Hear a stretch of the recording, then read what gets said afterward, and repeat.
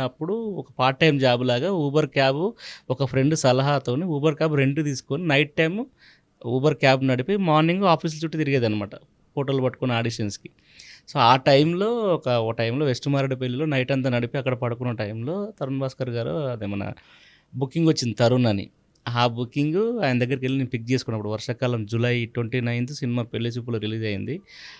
ఆ టైంలో నేను పిక్ చేసుకున్నాను క్యాబ్. కొంచెం నా ఎఫ్ఎంలో 'పెళ్లి చూపులు' సాంగ్స్ వస్తున్నాయన్నమాట. ఆయన నాకు తరుణ్ భాస్కర్ గారు 'పెళ్లి చూపులు' డైరెక్టర్ అని నాకు తెలియదు. ఆ సాంగ్స్ ఏంటంటే 'చినుకు తాకే' అనే సాంగ్, 'మెరిసే మెరిసే' అని పాటలన్నీ 'పెళ్లి చూపులు' సాంగే ప్లే అవుతున్నాయి అప్పుడు ఎఫ్ఎంలో.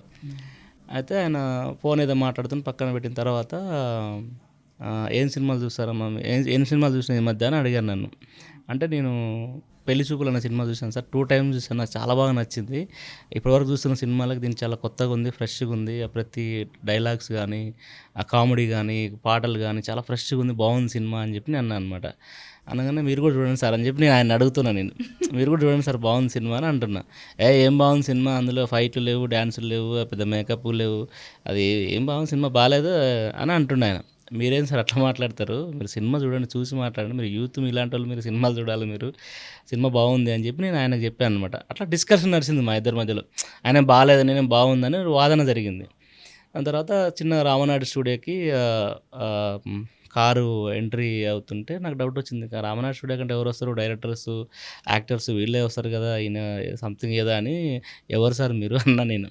"ఇప్పటిదాకా నువ్వు చెప్పినావు పెళ్లి చూపుల గురించి వాదిస్తున్నావు కదా! ఆ సినిమా డైరెక్టర్ నేనే" అన్నాడు. అయ్యో!